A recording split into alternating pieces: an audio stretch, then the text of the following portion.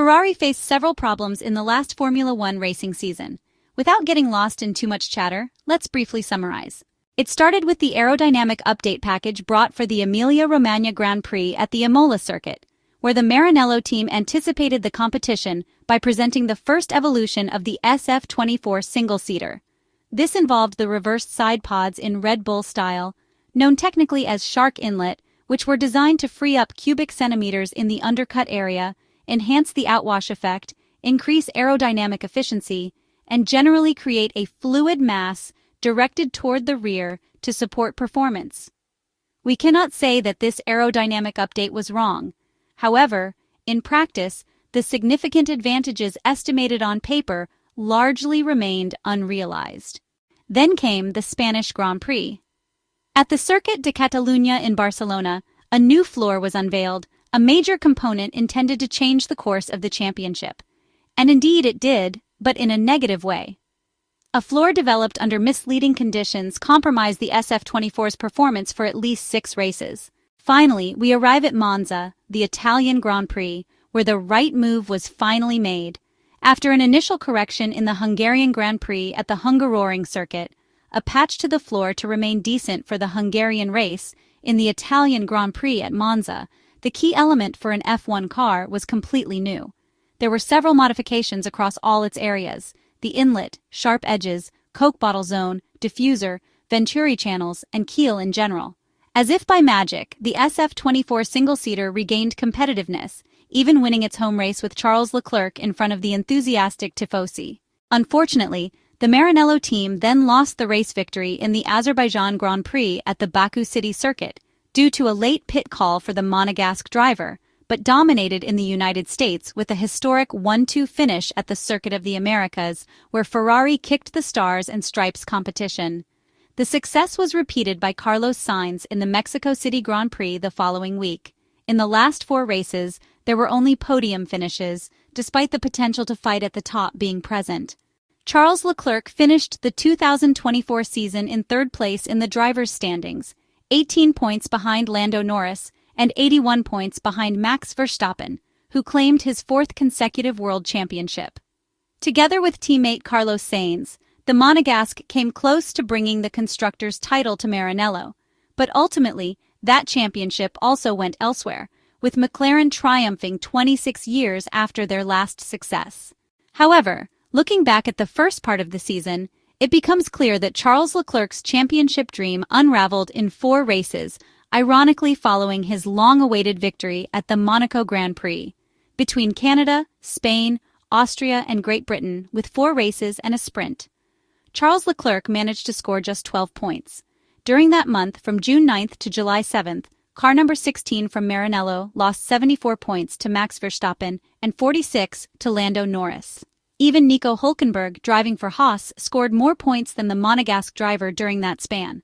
While a drop in Ferrari's performance was evident, Charles Leclerc was also struck by a streak of bad luck in those 4 rounds. In Montreal, following a surprising Q2 elimination in qualifying, his engine failed. In Spain, there was a tough and controversial battle with Carlos Sainz in the early laps. In Austria, he collided with Oscar Piastri at Turn 1, and at Silverstone, a disappointing qualifying session and poor race strategy left the 1997-born driver out of the points. This will likely be the key for the upcoming season, where he will share the garage with Lewis Hamilton, avoiding even minor setbacks and aiming to replicate his performance from the last 10 races of 2024 over the entire season. If he can achieve this, Charles Leclerc might truly set his sights on his first Formula One career title. It is now December, and Christmas is just a few days away. Nonetheless, the Maranello factory is not shutting down. On the contrary, work continues tirelessly. Efforts are being poured into giving credibility to Project 677, from which the car likely to be named the SF25 will emerge for the upcoming Formula One season. A car aiming for revenge, driven by the desire to finally erase that bothersome 0 in the championship victory column. A drought that has gone on for far too long and must somehow be stopped. Let's talk about the most highly regarded Formula One driver in history. Although he will turn 40 in a few weeks, his talent remains intact. In recent days, we highlighted a detail regarding his professionalism. From what we have learned, The British driver has never been too inclined to share his most intimate feedback on the car he drives. For this reason, he has always set boundaries to ensure that his teammate could not benefit from the precise and effective insights derived from his understanding of the car. This is something that cannot be considered wrong. Otherwise, his availability will be complete. It could not be otherwise. Within this matter, one very evident fact must be noted. A great champion has one single desire: to win. That is why being beaten by someone sharing the same garage is unacceptable to the mindset of a true standout. Again, this is an obvious point that must, of course, be managed. Ferrari team principal Frédéric Vasseur does not see it as a problem, emphasizing that Lewis Hamilton wants to win, just like Charles Leclerc and himself. For this reason, he sees no inconsistencies in the future goals of the Scuderia. Moreover, he asserts that the strength of an F1 team lies in a shared sense of purpose, referring to Red Bull, which always focuses on a single driver. According to the French manager, it is about mutual emulation, fostering consistency that pushes the team upward, always and in every aspect. Not only in the Constructors' Championship, since healthy competition between two drivers pushes both to give their utmost. This is his philosophy on the matter. In short, internal competition is crucial for nurturing desired ambitions. On this subject, Frédéric Vasseur alludes to the situation between Charles Leclerc and Carlos Sainz. Tensions that have not destroyed their mutual respect, even though more than one misunderstanding has occurred. What the Frenchman calls a pleasant problem is undoubtedly beneficial if handled correctly. Ferrari has two exceptional drivers, without a doubt, the strongest pairing on the grid.